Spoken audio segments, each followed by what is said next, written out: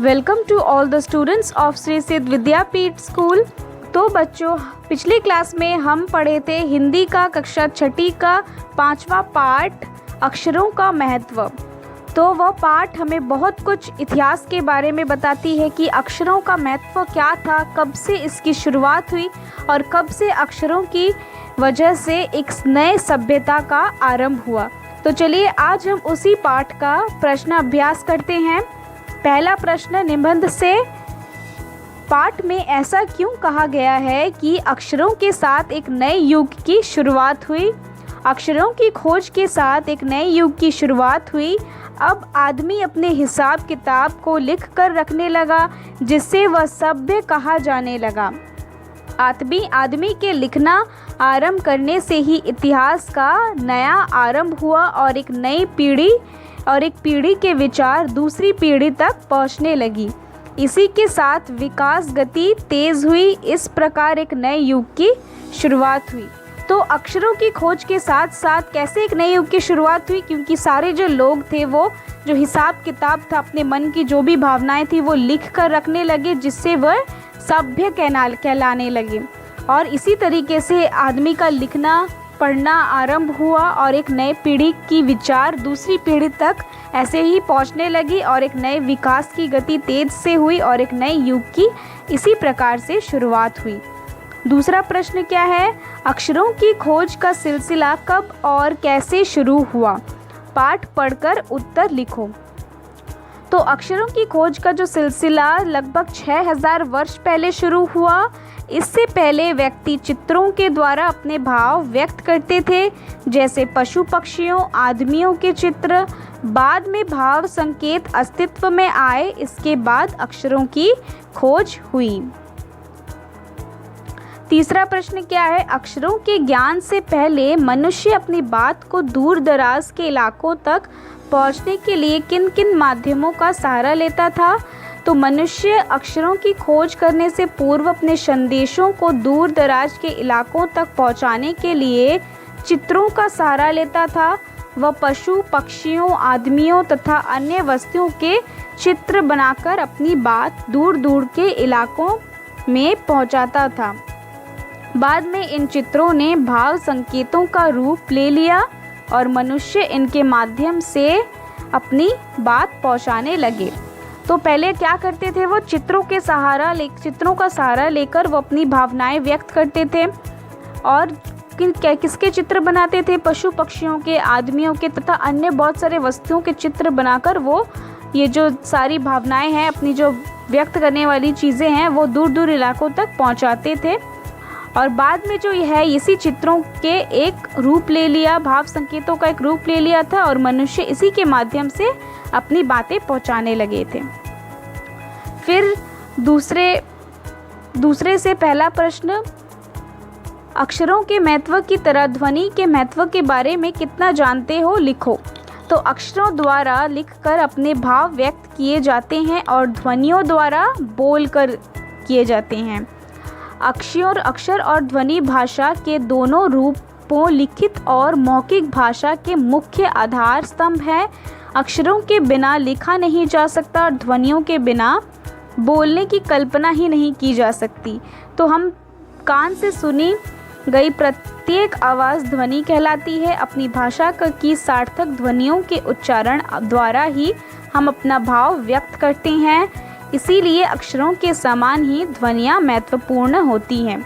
तो जो अक्षरों द्वारा लिखकर अपने भाव व्यक्त करते हैं वो, और ध्वनियों द्वारा हम बोलकर, तो जैसे हम लोग बोल रहे हैं, ये जो आवाज़ हम बोल रहे हैं, जो आवाज़ हो रही है आपको सुनाई दे रही है, यानी हमारे आवाज़ में एक ध्वनि है। तो इसके बिना अगर हम बोल नहीं पाते, आवाज़ में ध्वनि ही नहीं होती, तो आप सुन भी नहीं पाते। इसीलिए उतना ही जितना अक्षरों का महत्व है उतना ही ध्वनि का भी महत्व है। और ध्वनियों के बिना हम बोलने की कल्पना भी नहीं कर सकते हैं। कान से सुनी गई हर एक आवाज़ जो होती है वो क्या कहलाता है? ध्वनि कहलाता है। और इसी उच्चारण, ध्वनियों के उच्चारण द्वारा ही अपने भावनाएं व्यक्त कर सकते हैं। तीसरा प्रश्न क्या है? हर वैज्ञानिक खोज के साथ किसी न किसी वैज्ञानिक का नाम जुड़ा हुआ होता है, लेकिन अक्षरों के साथ ऐसा क्यों नहीं है? तो हर एक खोज के साथ कोई ना कोई वैज्ञानिक का नाम जुड़ा हुआ रहता है, लेकिन ये जो अक्षरों की खोज किसने की, कौन से वैज्ञानिक की, ये क्यों नहीं दिया गया है, इसी का प्रश्न है। तो ये सत्य है कि हर वस्तु के आविष्कार में किसी न किसी वैज्ञानिक का योगदान रहता ही है, लेकिन अक्षरों की खोज किसी व्यक्ति विशेष की देन नहीं है। ये मानव जाति के सम्मिलित प्रयास का एक फल है।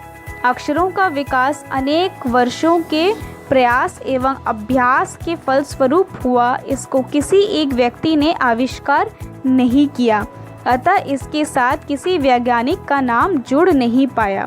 तो ये जो आविष्कार है, हर वस्तु का आविष्कार के लिए किसी न किसी नाम होता है, ये तो सत्य है, लेकिन अक्षरों की जो खोज है वो किसी की देन नहीं है, किसी विशेष व्यक्ति की देन नहीं है।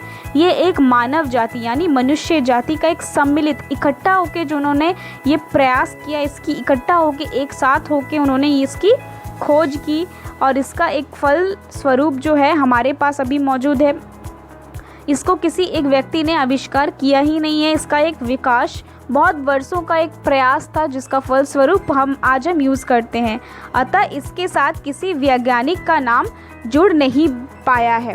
तो इसी के साथ आपको समझ में आता है। और चलते हैं दूसरे प्रश्नों के द्वारा कि पुराने ज़माने में लोग यह क्यों सोचते थे कि अक्षर और भाषा की खोज ईश्वर ने की थी। अनुमान लगाओ। तो पुराने समय में ऐसे लोग क्यों कहते थे कि अक्षरों की खोज इतिहास में की गई है। तो पुराने ज़माने में लोग नहीं जानते थे कि अक्षरों की खोज किसने की है। उनका ज्ञान सीमित था, उनका ईश्वर के प्रति निष्ठा अधिक थी। उन्हें यह भी अनुमान नहीं रहा होगा कि अक्षरों की खोज मानव भी कर सकता है। वे ईश्वर को सर्वशक्तिमान मानते थे। पुराने ज़माने के लोगों का विचार रहा होगा कि मानव इतना ज्ञानवान नहीं हो सकता कि वह अक्षरों की खोज कर सकता है, इसीलिए वे सोचते होंगे कि अक्षरों की खोज ईश्वर ने की थी। तो पुराने ज़माने में लोग क्या सोचते थे कि अक्षरों की खोज ईश्वर ने की थी। ये ऐसा क्यों सोचते थे? क्योंकि उनका जो ज्ञान था वो बहुत ही सीमित तक था। तो उनका सबसे पहला जो एक निष्ठा थी, एक प्यार था, एक सम्मान था, वो पहला किसके लिए था? ईश्वर के प्रति था। तो उन्हें यही अनुमान रहा होगा कि जो अक्षरों की खोज है वो किन्होंने की है? ईश्वर ने ही की है। और जो ईश्वर ही सबसे सर्वशक्तिमान उनको मानते थे। पुराने ज़माने के लोग जो ये विचार यही रहा होगा शायद कि वो ज्ञानवान नहीं थे और अक्षरों की खोज नहीं कर सकते थे, इसीलिए वो सोचते होंगे कि ईश्वर जो सर्वशक्तिमान है उन्होंने ही इसकी खोज की है। दूसरा प्रश्न क्या है? अक्षरों के महत्व के साथ ही मनुष्य के जीवन के गीत, नृत्य और खेलों का भी महत्व है। तो आपको इसके बारे में बताना है। यहाँ पे बोला गया कि कक्षा के समूह के बीच में बातचीत करके उनके महत्व के बारे में जानकारी इकट्ठी करो और कक्षा में प्रस्तुत करो। जीवन में गीत, नृत्य और खेलों का भी बहुत ही महत्व होता है। आप सब कोई को किसी न किसी को गीत गाना बहुत पसंद होगा, किसी को नाचना, नृत्य करना बहुत पसंद होगा। खेल कूद करना तो बच्चों को बहुत सबसे ज़्यादा अधिक प्रिय होता है। तो इन सारी चीज़ों की बहुत ही महत्व होती है। गीत नृत्य हमारा एक सांस्कृतिक विकास करता है। संगीत में 3 विद्याएं शामिल हैं: गायन, ताल, सुर और नृत्य। संगीत को श्रेष्ठ कलाओं में रखा गया है। इसी प्रकार खेल कूद को भी मानवीय विकास में महत्वपूर्ण माना गया है। इनकी मदद से हम अपनी अभिव्यक्ति को पूर्णता देते हैं। मतलब हम अपनी अभिव्यक्ति, जिसको पर्सनालिटी भी बोल सकते हैं, उसी को हम लोग एक पूर्णता देते हैं। खेलों से हम स्वस्थ रहते हैं और हमारा शारीरिक और मानसिक विकास होता है। खेल हमें सहयोग, एकजुटता, सहनशीलता, नेतृत्व गुण आदि को विकसित करते हैं। तो जैसे कि हर एक चीज़ का हमारे जीवन में बहुत ही महत्व होता है, उसी अक्षरों का महत्व भी बहुत महत्वपूर्ण है। और उसी के साथ आपको यहाँ पे बोला गया कि कैसे गीत और नृत्य और खेलों का भी एक महत्वपूर्ण होता है। तो संगीत जो है उसको सबसे श्रेष्ठ कला में रखा गया है। उसी प्रकार जो खेल कूद होते हैं वो हमें भी विकास करते हैं, मानवीय एक विकास के रूप में वो महत्वपूर्ण होते हैं। इसी के साथ वो हमारी अभिव्यक्ति को पूर्णता देते हैं कि हमें पढ़ाई के अलावा, अक्षरों की ज्ञान के अलावा भी हम बहुत कुछ कर सकते हैं, और ये सारे जो एकजुटता करके एक हमारे गुण आदि का एक विकसित करते हैं। तीसरा प्रश्न क्या है, क्या होता अगर हमारे पास अक्षर न होते, भाषा न होती?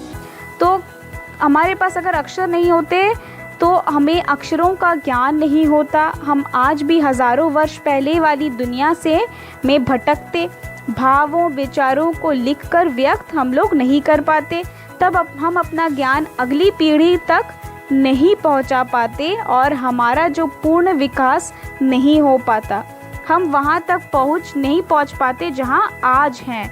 भाषा भावों को प्रकट करने का साधन है। भाषा नहीं होती तो हम अपने विचारों को न तो बोलकर और न लिखकर दूसरों पर प्रकट कर पाते, हमारा सामाजिक दायरा बढ़ नहीं पाता और अलगाव बना रहता। जैसे पशु साथ रहकर भी अलग रहते हैं, वैसी स्थिति मनुष्य की भी होती। तो अगर हमें अक्षरों का ज्ञान नहीं होता तो हम कुछ अपने जो भी विचार हैं वो व्यक्त नहीं कर पाते, और हम जहाँ पे आज हैं इतना विकास किस वजह से हुआ है, अक्षरों का ज्ञान है इसी वजह से हुआ है, तो इतना विकास भी नहीं हो पाता और हमारी स्थिति कुछ पशु के साथ भी हो जाती, पशु के समान हो जाती। हमारा जो सामाजिक दायरा नहीं बन पाता, हम एक पीढ़ी से दूसरी पीढ़ी तक कोई भी हमारी जो ज्ञान नहीं पहुंचा सकते, तो इसी तरीके से हम विकसित ही नहीं हो पाते। अनादि काल में भाषा की बात शुरू करते हैं। अनादि काल में रेखांकित शब्द का अर्थ किसी को जिसकी शुरू या आत या आदि का हो, तो ऐसे ही उपसर्ग हैं, और ये क्या है, एक उपसर्ग है जो मूल शब्द के शुरू में कुछ जोड़ने से बना है। इन उपसर्ग को अलग करके मूल शब्द को लिखकर उनका अर्थ समझो।